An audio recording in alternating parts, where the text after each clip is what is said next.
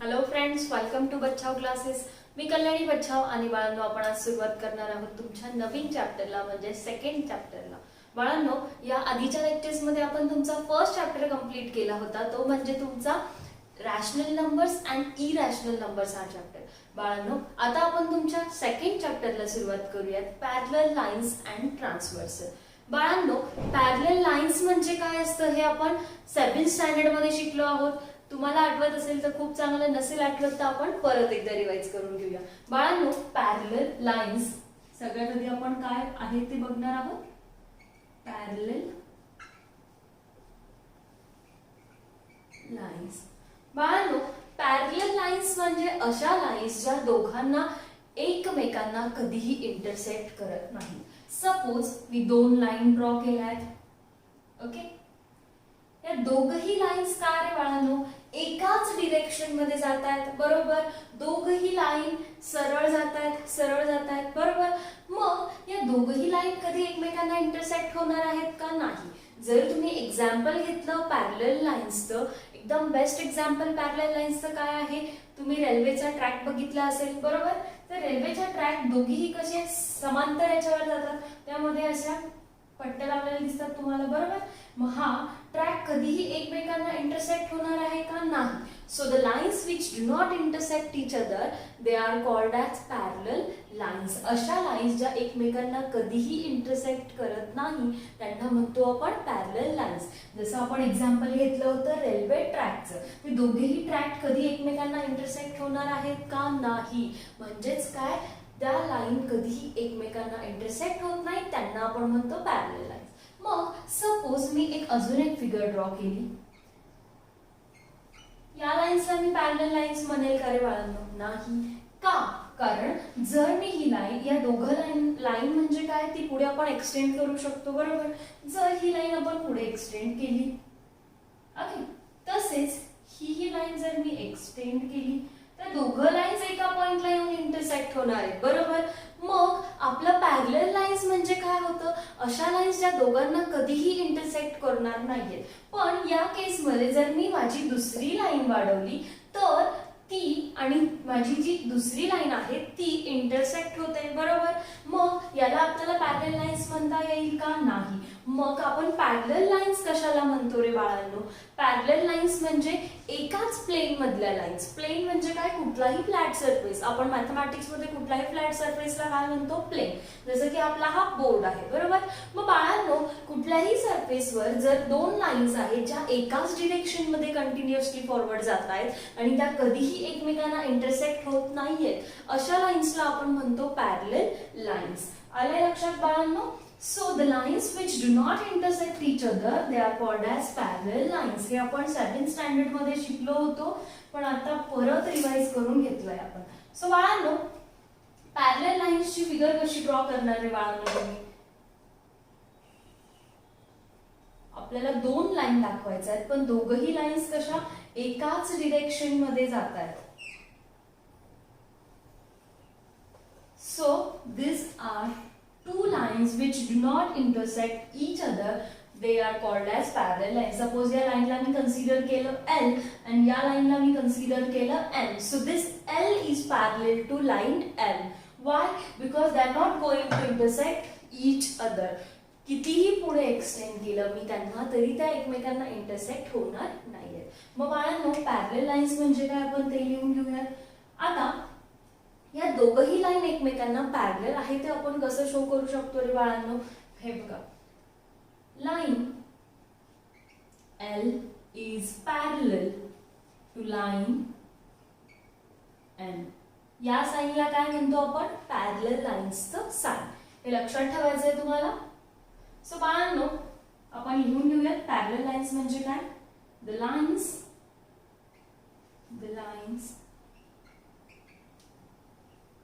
in the same plane, the lines in the same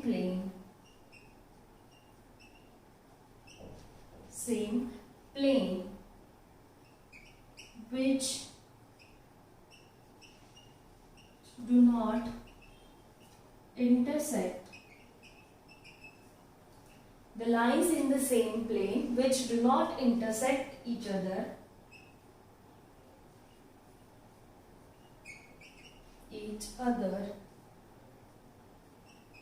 then those lines are said to be parallel to each other.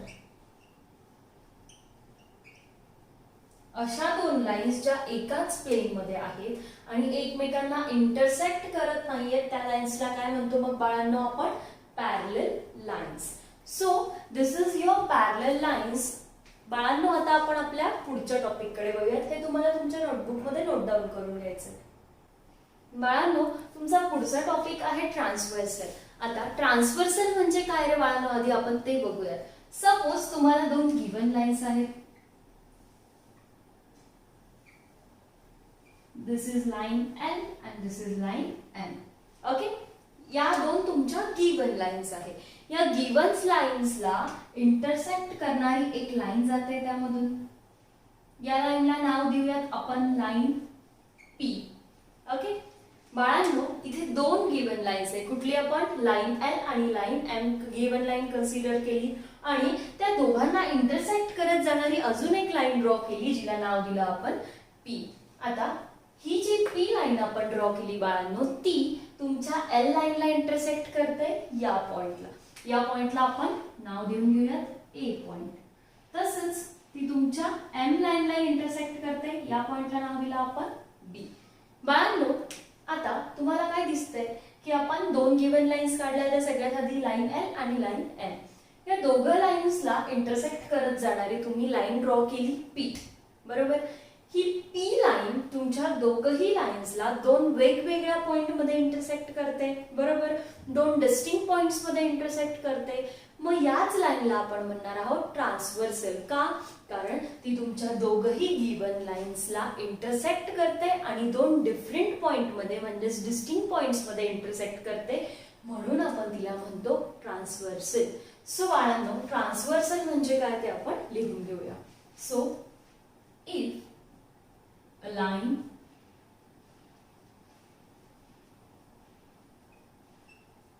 intersects given two lines in two distinct points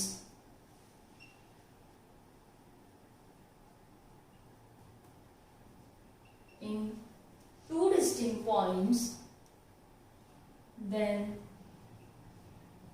that line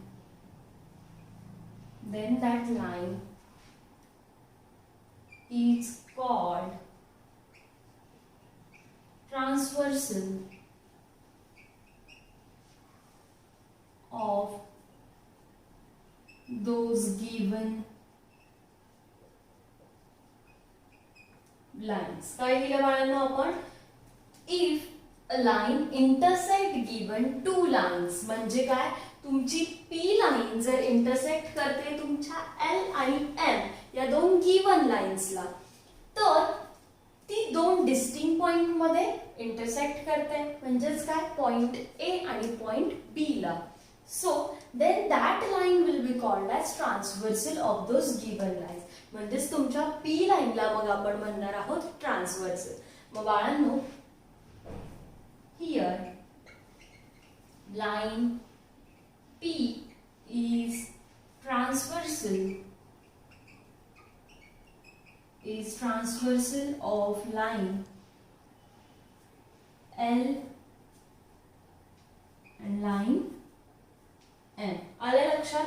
जेव्हा तुमची given line दोन असतील आणि त्या दोघही लाईनला intersect करणारी एक लाईन जाते आणि त्या तुमच्या दोघही लाईन्सला जर ती दोन डिस्टिंक्ट पॉइंट्स मध्ये इंटरसेक्ट करते तर त्याला म्हणतो आपण transversal. So this is transversal.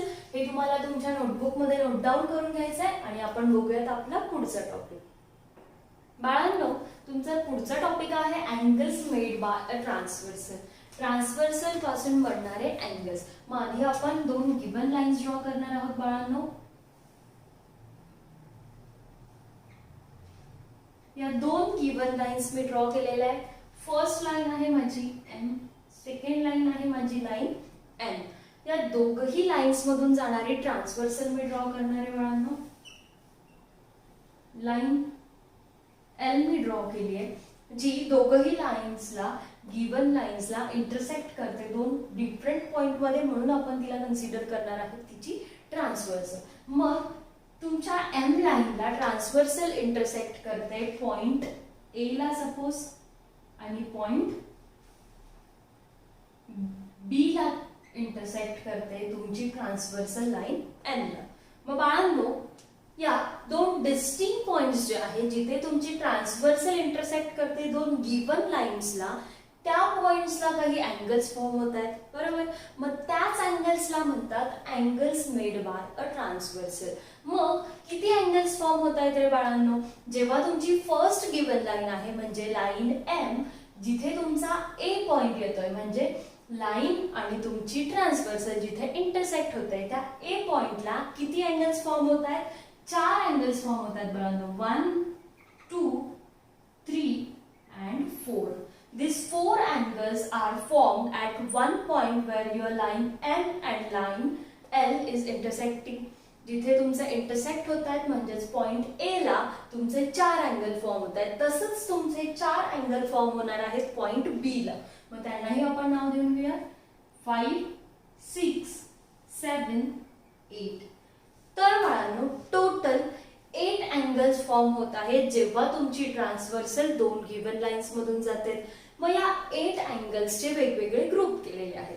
मग बाळांनो त्या ग्रुप्सला म्हणजेच डिफरंट अँगल्सचे टाइप्स आहेत ते आपण बघूयात. तर सगळ्यात आधी आपण बघणार आहोत corresponding angles.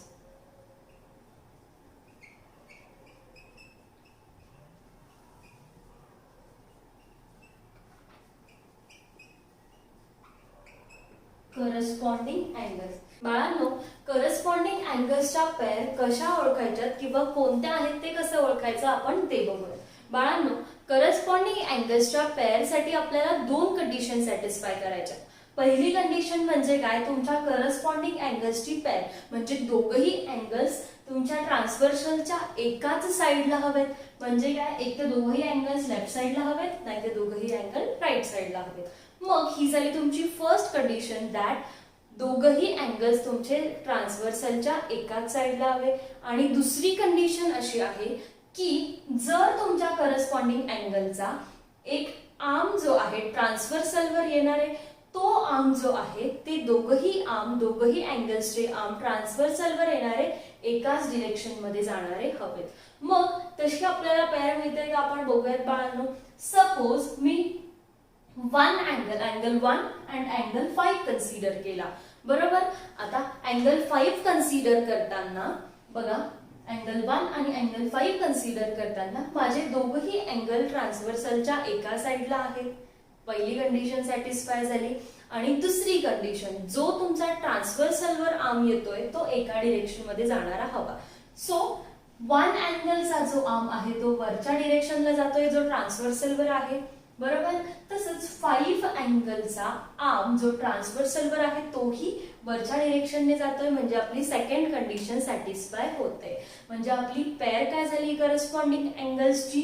Angle 1 and angle 5. So pairs of corresponding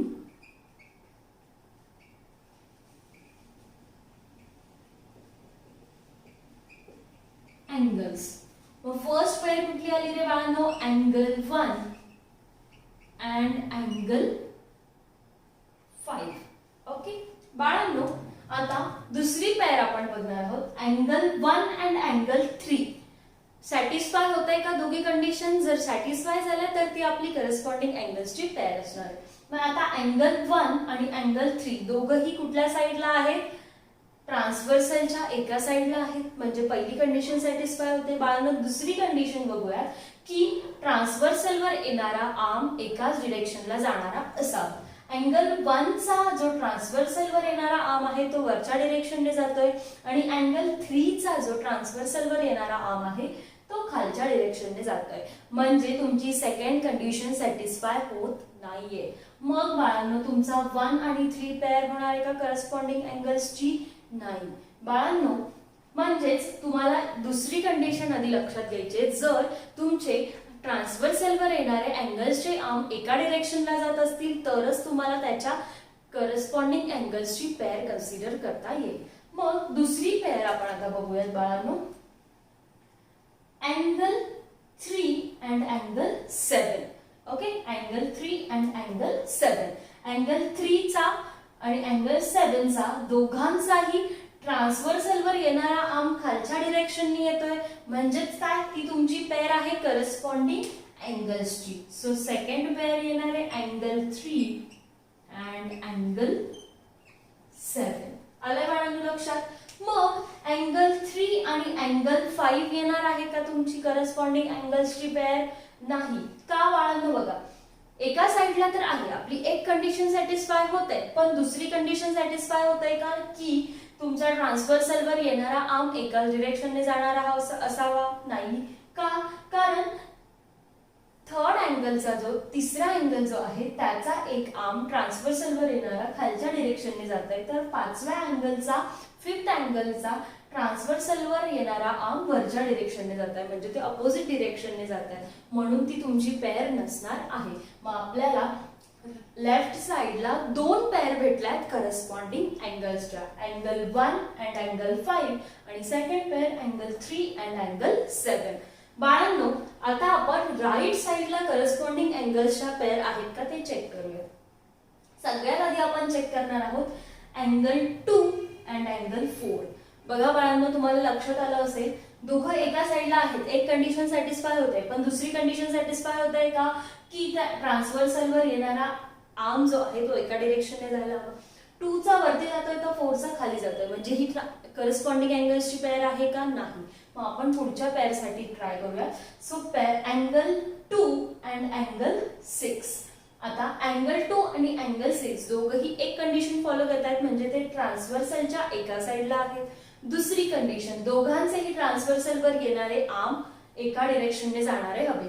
2 चाही आर्म जो आहे ट्रान्सव्हर्सलवर तो वरच्या डिरेक्शनने जातोय, तसंच 6 चा जो आर्म आहे ट्रान्सव्हर्सलवर येणारा तोही वरच्या डिरेक्शनने जातोय. सो बाळांनो, you have one more pair on the right hand side of a transversal, that is angle 2 and angle 6. आलं बाळांनो लक्षात? मग आता आपण पुढच्या पेअर साठी बघूया. अँगल 6 आणि अँगल 8 ट्रान्सव्हर्सलवर एका साइडला आहेत, पण त्यांचे जे ट्रान्सव्हर्सलवर येणारे आर्म आहेत अपोजिट डिरेक्शनला आहेत, so it is not a pair of corresponding angle. मग आपण कन्सिडर करूयात अँगल 4 अँड अँगल 8.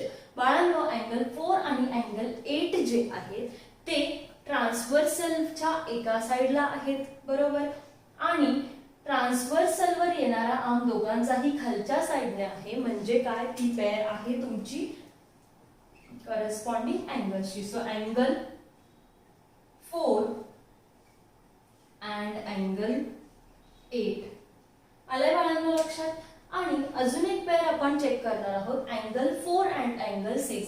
इथेही तुम्हाला ट्रान्सव्हर्सलवर येणारा आर्म अपोजिट डिरेक्शन मध्ये दिसतोय, म्हणजे काय बाळांनो, तुम्हाला इथेही दोनच पेअर भेटतायत ट्रान्सव्हर्सलच्या राईट हँड साइडला करस्पॉन्डिंग अँगल्सचे. मग जेव्हा तुम्हाला दोन गिवन लाईन्स दिलेल्या असतील आणि त्यामधून जाणारी ट्रान्सव्हर्सल दिलेली असेल, तर तिथे तुम्हाला किती पेअर्स भेटणार आहेत करस्पॉन्डिंग अँगल्सच्या? नेहमी 4 पेअर्स तुम्हाला मिळणार आहेत. So you have 4 pairs of corresponding angles when you have given 2 given lines and 1 transversal. So बाळांनो, हे झाले तुमचे 4 pairs of corresponding angles जे तुम्हाला नोट डाऊन करून घ्यायचे. अजून काही टाइप्स आहे अँगल मेड बाय ट्रान्सव्हर्सल जे आपण बघूया पुढच्या लेक्चरला.